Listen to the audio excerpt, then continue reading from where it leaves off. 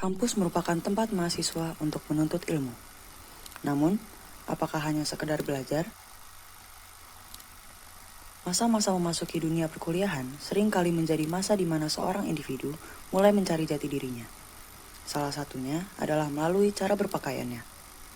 Setiap mahasiswa tentunya memiliki cara berpakaiannya sendiri, sebagai cara mereka mengekspresikan diri mereka di ruang publik.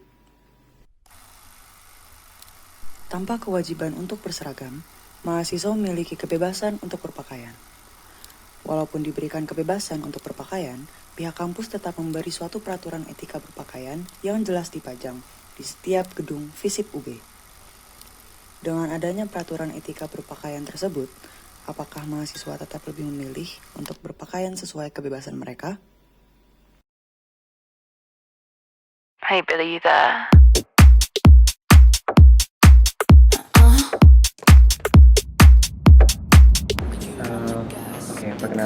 Perkenalkan dulu, nama aku Bintang Raffiatala dari Sosio Angkatan 2021.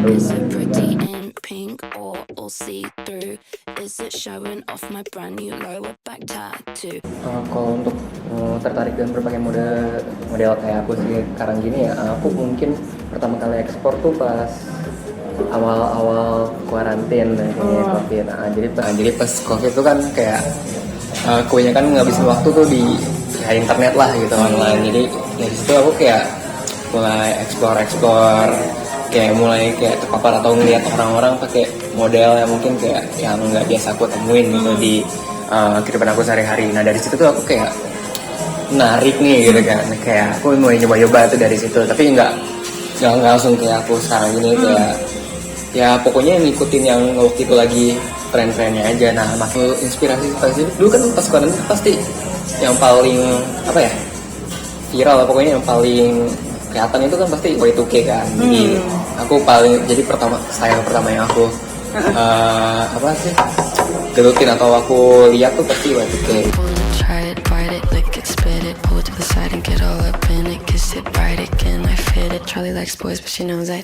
Pernah sekali waktu lagi pakai jeans shorts gitu, tapi nggak short banget sih, kayak lutut tapi selutut tapi lebih panjang dikit lagi gitu, jadi nggak pendek-pendek banget sih kalau dibilang. Tapi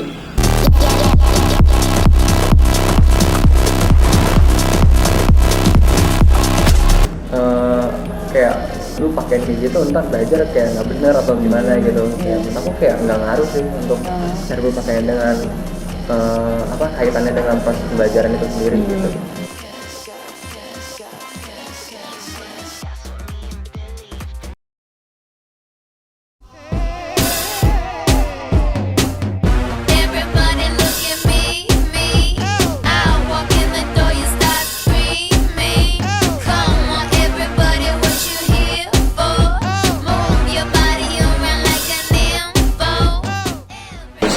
Akan berapa fakultas di mana gitu?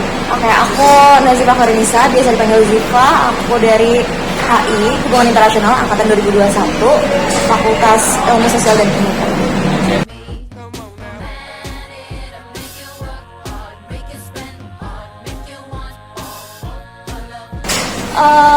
Mungkin setiap remaja menurut aku pasti ngalamin fase pencarian jati diri lah ya. Dan itu termasuk secara fashion, kalaupun dia peduli akan apa yang dia pakai gitu. Buat aku pribadi, aku dari kecil emang udah suka sama dunia fashion karena kebetulan mama aku tuh suka banget dandan. Aku tiap hari dari kecil kalau tiap mama mau berangkat kerja, dia bisa di depan cermin berjam-jam dan koleksi tasnya banyak, baju-bajunya banyak, lemarinya gede.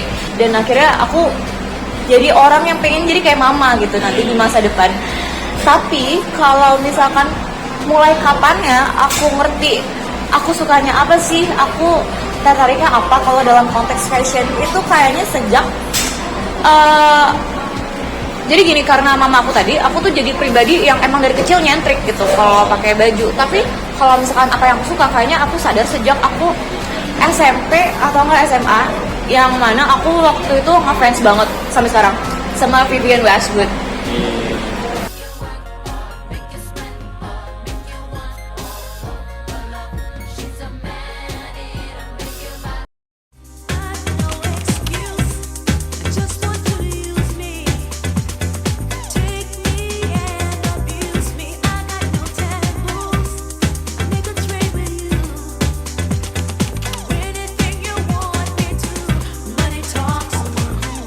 Bisa.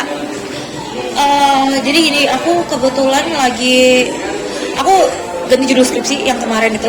Jadi aku ngebahas soal thrifting karena disaranin sama dosen aku, katanya sekalian aku bisnis sambil dapet ilmunya, sekali jalan 2 pulau terlampaui atau apalah itu. Itu yang ngebahas Palestine. Iya, Yes.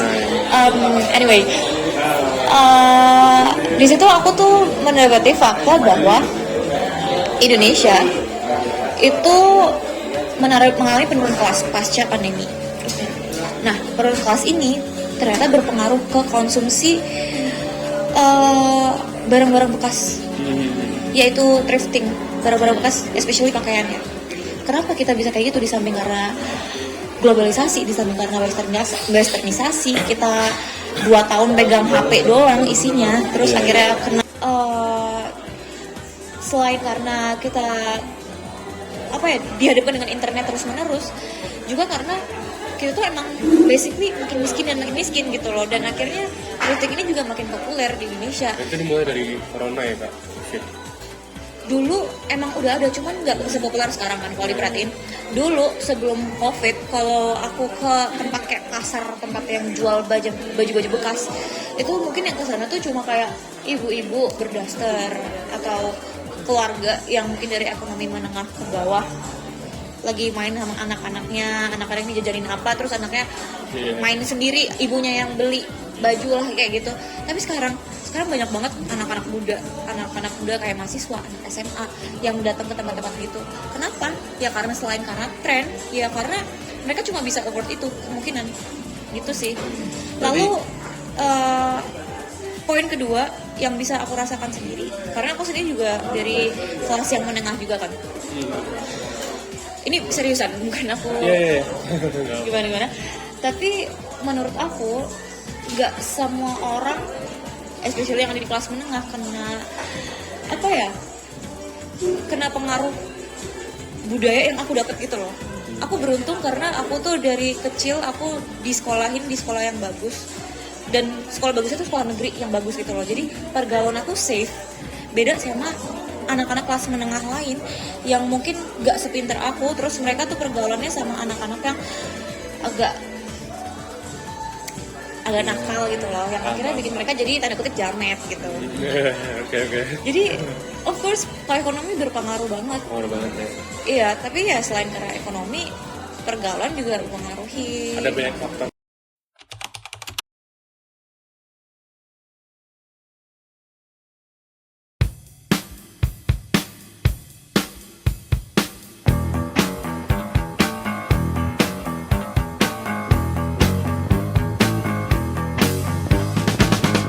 Dokumenter ini menggali perdebatan seputar apakah cara berpakaian mahasiswa mempengaruhi kualitas pembelajaran mereka di kampus.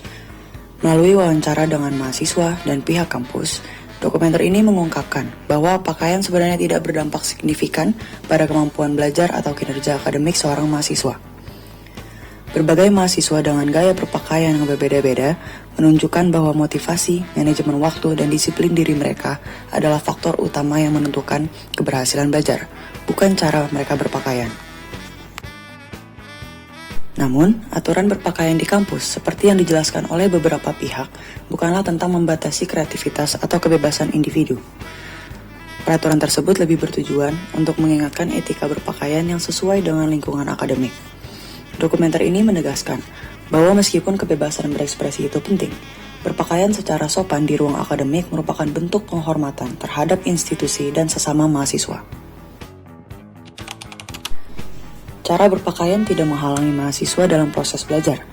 Aturan berpakaian lebih merupakan panduan etika yang membantu menciptakan lingkungan yang nyaman dan profesional. Sementara, fokus utama mahasiswa tetap pada bagian mereka memaksimalkan potensi intelektualnya di bidang yang ingin mereka kejar di masa depannya.